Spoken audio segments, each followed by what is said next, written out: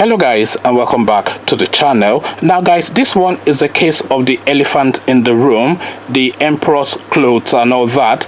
This is a topic that the Nigerian state has been choosing to avoid because it's quite a volatile and quite an explosive topic, but really it's now coming to the fore and it's now getting to the stage where we can no longer ignore it and we have to really voice it. So now with that, I bring you this. What Jonathan's ex-aide said about arrest of 80 Nigerians by FBI links to Igbo. So that's the headline, so you already know where this is going. So again, the headline: what Jonathan's ex-aide said about arrest of 80 Nigerian by FBI links to Igbo. So now let's see exactly what this story is about. Reno Omokri, former aide to ex-president Goodluck Jonathan, has reacted to the list of 80 Nigerians arrested by the United States of America US government for fraud-related crimes. The Federal Bureau of Investigation, FBI, in a press statement released in Los Angeles, California on Thursday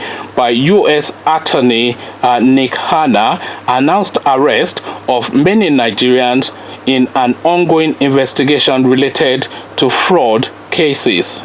It was reported that the FBI named Valentin Oro, 31, and Chukwudi Christogunus Igweke, 38, both Nigerian citizens, as lead suspects, adding that the duo allegedly coordinated with others to launder funds from victims.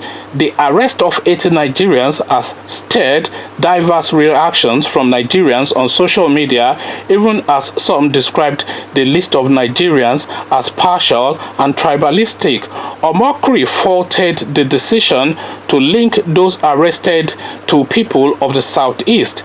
In a series of tweets, the former presidential aide said it was wrong to cast aspersions on Igbo people over the arrest. Omokri tweeted, "Before you wrongly blame all Igbos for FBI action, note that we have a governor caught on camera stuffing bribe in his pocket.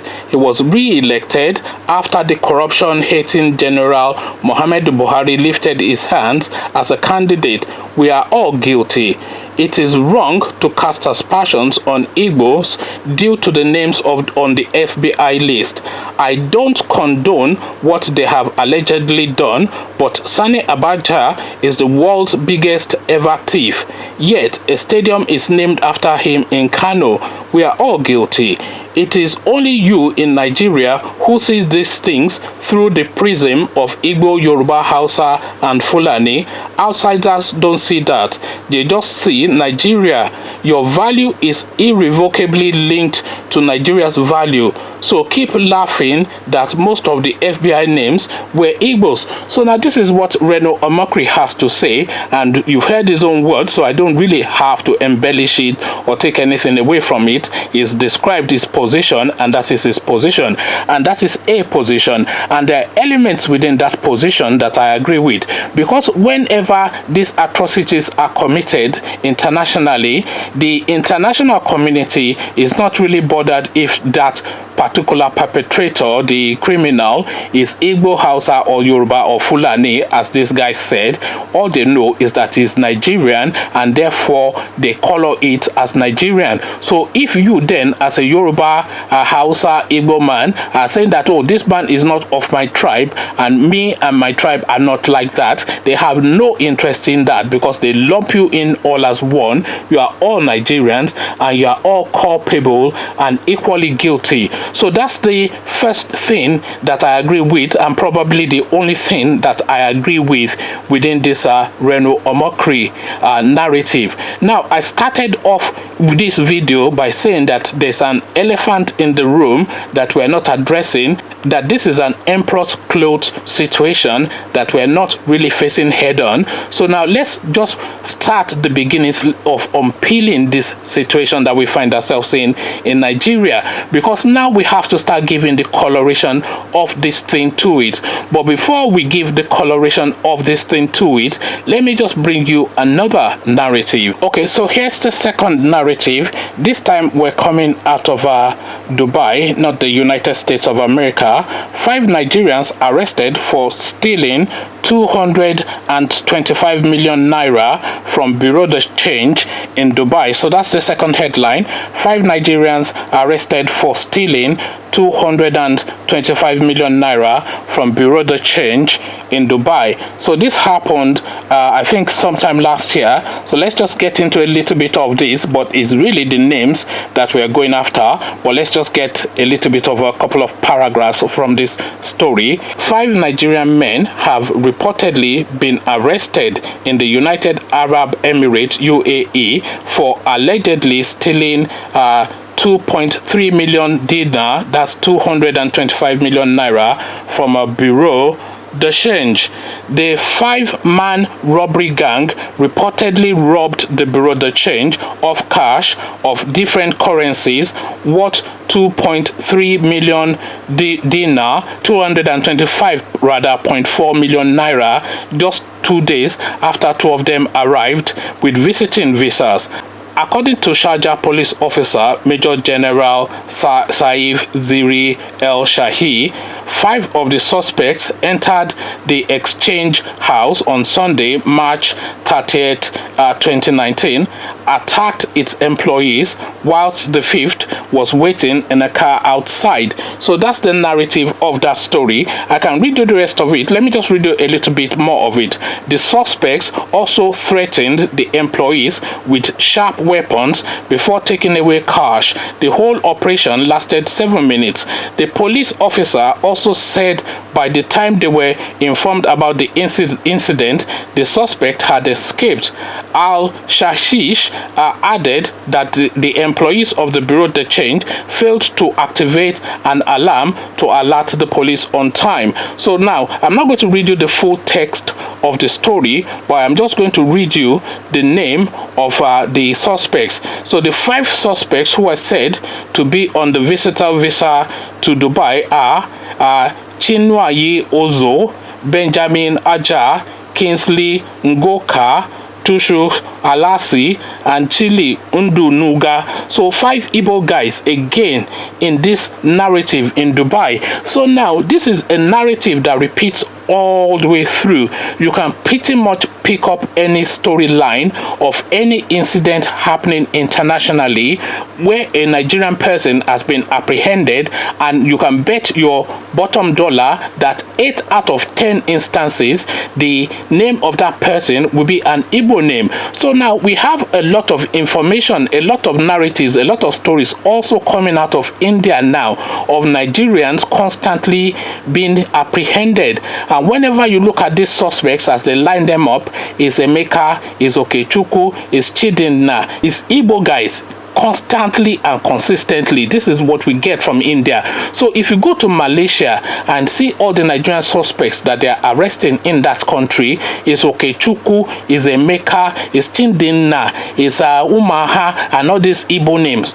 Constantly go to Indonesia, go to Malaysia, go to Turkey, go to any country in the world, go to the United States, as we have seen in this instance, it's always these Igbo names, always associated with this sort of criminality. Now go to Lagos itself in Nigeria, 80%, and go to any police officer, they will tell you 80% of the armed robbers that they are apprehending in Lagos is at this same set of Igbo people. So now this is now this elephant in the room that I'm saying is a topic that we shy away from within the Nigerian space, but it's now something that we can no longer hide away from.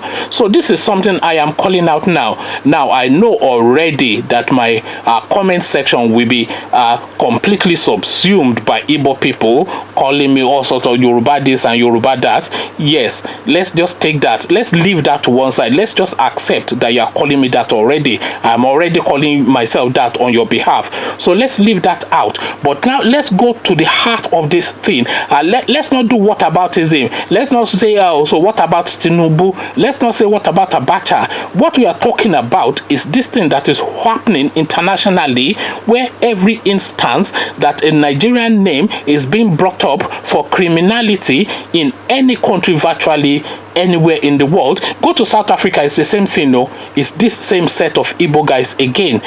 They're selling drugs and trying to intimidate the locals to the point that they have turned the street of that country into a war zone. So now what is going on here is really the question, and you can shy away from it. You can call me tribalist or whatever it is, the easy comments that you can make, the easy insults that Yoruba blah blah blah. You can do all that and say, oh, what about the Yoruba person that was caught in 1802 for carrying drugs? What about Aganduje that was pocketing dollars, as Omokri said? But really, if we go to the heart of it, and if we are being honest with ourselves, and especially if you are being honest with yourself, then you would know that this is a particular disease that afflicts a particular sector of the country. Because every single time, because of course, I run a news-based channel, so I'm constantly in the news and I'm constantly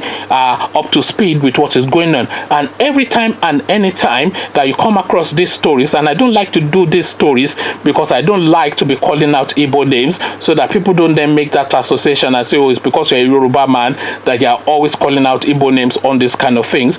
But there's no escaping it anymore. It's the elephant in the room. It's the situation that we're in, and this is something that is present and immediate, and it's now something that we now have to confront frontally. We have to confront it frontally. There's a malaise within the Igbo being that looks to money above all else.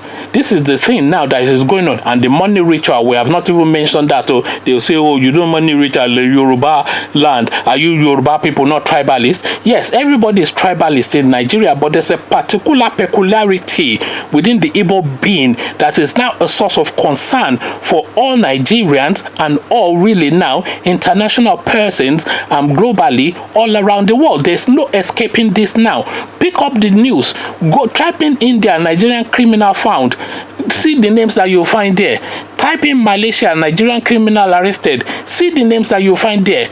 Type in any country in the world, Nigerian criminal found, see the name that you find there. It is always and consistently 80% of the time, if not 90% or even 100% of the time, Igbo names. So why is this the case? What is it within the Igbo being that sees criminality as a legitimate means to income? This is really a real concern, because it concerns me. Some of the people that I admire the most are Igbo people, Kingsley Moghalu, Zik, etc., Chinua Achebe even. So there's a lot of intelligence within them. They are known for education and being bright. So then why are they not then able to use all that talent that we know is vested within them to legitimately seek a means of income? Why did they have to go and embarrass us all? Because we're all tarnished by the same brush. You see, this is really where the thing is. We're all tarnished by the same brush. So if I then turn up anywhere with my green passport and say I'm Nigerian, they will say, yes, there was a Nigerian guy called Okechukwu that just came here last week. He robbed the whole place blind. I'll say, but my name is Bayo now. They say, but you say you're Nigerian now. You are all the same. Get out of here. This is now the thing we are all having to contend with now, and this is now something that we have to confront frontally, and I'm speaking directly to all of us, not just the Igbo people. So leave out the tribalism, Yoruba, blah blah blah, leave out all that. And I know I am going to get a lot of abuse on this one, because this is quite a volatile one, but I am not going to yield on this one, because this is something that we have to confront frontally. So conversations, as I said, is what I am inviting. But before you come join me to have that conversation, click on the red subscribe button so it turns gray, bell button button notifies you every time I drop a new video. Then come tell me what you are making of all this goings on, especially amongst the Igbos. And I'll drop a few more names. The one, he call himself Pretty Mike, and you see him flashing money. He's only 31. Nobody knows where he made his money. I am not accusing him of anything. No, there's one Invectors, whatever it is, that is trying to turn himself to a Lagos big boy, age 30, calling himself billionaire. Nobody know where he got his money from, but the FBI have picked him up now. It's the same set of Igbos, it's the same set of Igbos, and it's the same set of Igbos. So let's come chat about that in the comment section and come meet me there. So I'll leave you here, carry on with you in the comment section, but here I say peace.